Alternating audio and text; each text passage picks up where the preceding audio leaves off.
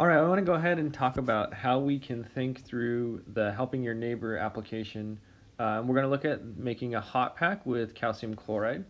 Now, the reason why we chose calcium chloride is that the enthalpy change that occurs when it's dissolved in solution is negative 82,900 joules, or what was provided to us, negative 82.9 kilojoules for every mole of that calcium chloride that's dissolved. So that tells us it's exothermic, and so when we dissolve it in water, it's going to produce heat. And so let's think about what is going to happen when we take that calcium chloride and dissolve it into some water. So here we have 150 grams of water inside of this, and then what we're going to do is we're going to add some amount of calcium chloride.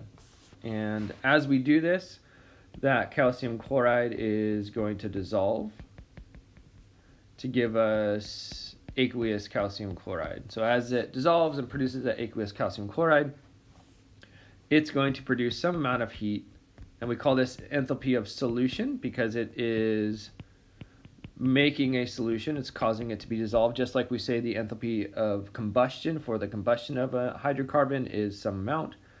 Whenever we say enthalpy of, then we're saying it's the change in enthalpy when that specific process is happening, in this case, making a solution from water and calcium chloride. So now as we are doing this, right, the more calcium chloride we add, we'll see the more heat that's released, right? Because if I were to add in a mole of calcium chloride, I'm going to release 82.9 kilojoules, but if I release half a mole, I'm going to release 41.45 kilojoules. And so we see the amount of calcium chloride we add matters because that tells us how much heat is actually released. So important thing here is the amount of calcium chloride dissolved. We're going to see that affects the amount of heat released. And I think this makes sense to us conceptually, right? The more we dissolve, the more that's going to react, and then the more it's going to react, the more that we are going to heat that's going to be released. And so now what we see is happening here is that when we dissolve this calcium chloride, what we're going to see is that we're going to get some amount of heat from our reaction, and then that's going to go into our solution. And so we're defining our solution as the water with whatever solid is dissolved, in this case, now our aqueous calcium chloride. So that's what we're defining as our solution. And so whenever we're trying to quantify how much heat is released by these things, whenever we're talking about a reaction, it can either be like open to the environment, like we see here, there's no lid, or it could be closed, right? And depending on what that system is, that's going to affect whether we're thinking of the enthalpy change or the internal energy. Well, this is open, so we would say the Q of our reaction is equal to the enthalpy change of our reaction, and then that's multiplied by the amount of the reactant that we'd have. In this case, this would be our calcium chloride, right? And so whenever we're thinking of a reaction, we're thinking of heat being released or absorbed because of a change in enthalpy. And then we go to our solution. This is an object or a mass of something, and it's undergoing a temperature change. And so we see that we can either use C delta T or MS delta T to quantify heat. We're going to use this one because we know the specific heat of our solution, and we're going to see we're going to know something about the mass of our solution. So now if we go back up to what we drew up here, we're adding X grams of calcium chloride. As we do that, we add in our calcium chloride, and now what we see, we have now added X grams of calcium chloride into this solution. And so now we can't ignore the fact that we added some calcium chloride in there because that calcium chloride is also going to undergo this same temperature change.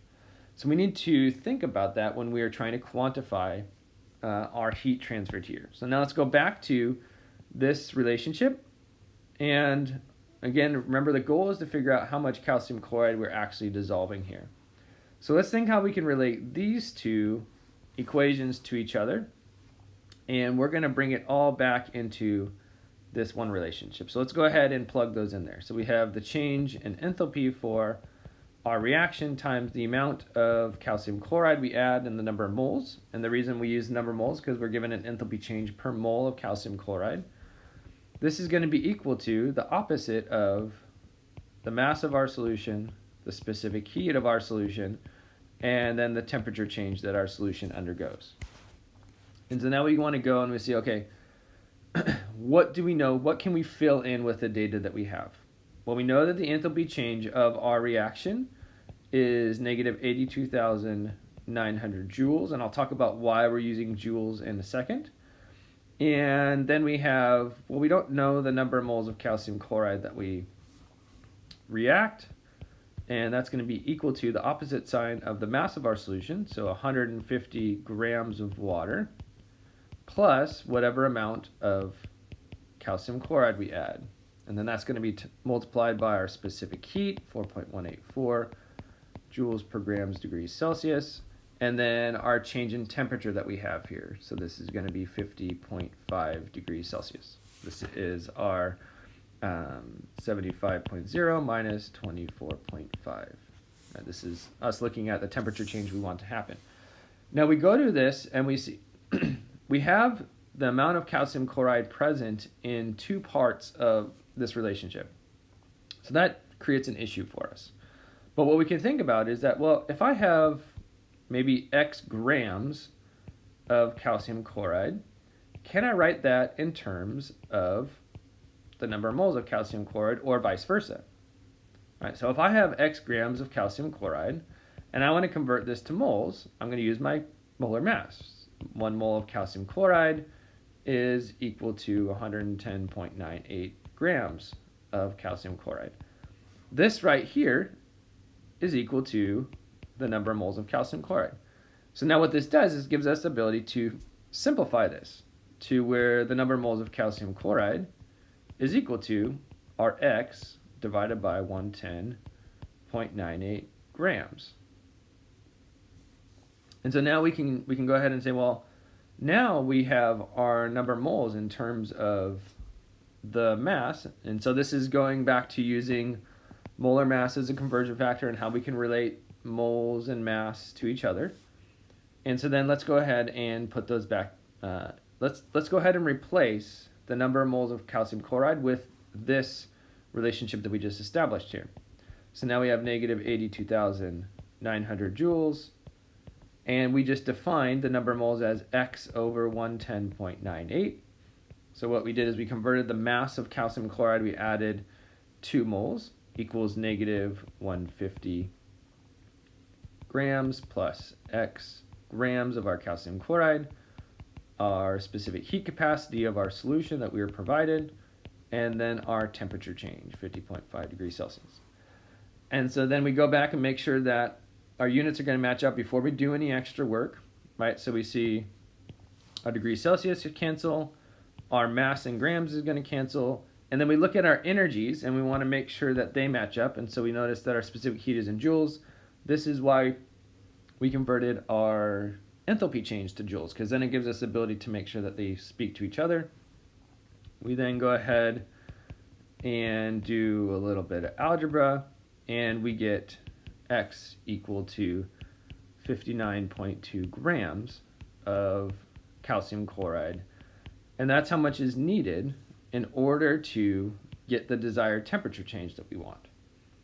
And so what we see is important here is that conceptually understanding that the amount of calcium chloride that I add is going to be a part of my solution. It's going to change temperature as the water is also changing temperature, but it's also going to affect how much heat is actually released, right? So we see here, the more mass added, what that's going to do is that's going to give us more heat released, but what it's also going to do is it's going to give us more mass in our solution. So it affects both of those. And so we had to accommodate for that in thinking through what is present and what's happening here. So hopefully this gives us an idea of how we can think through this, right? And we always start with the main thing, Q1 equals negative Q2, and then we go ahead and define those as the Q of my reaction in this case, equal and opposite to the Q of my solution. And then we go down and figure out what do each of these mean and how do we quantify them, what's causing heat to be released or absorbed. Once we do that, then it just becomes a little bit of math to solve for, in this case, the mass we want. If you have questions still on this, or you're kind of fuzzy on how this relates to our cold pack, come see me, schedule an appointment with me, or come to my office hours. I'd love to talk with you about it.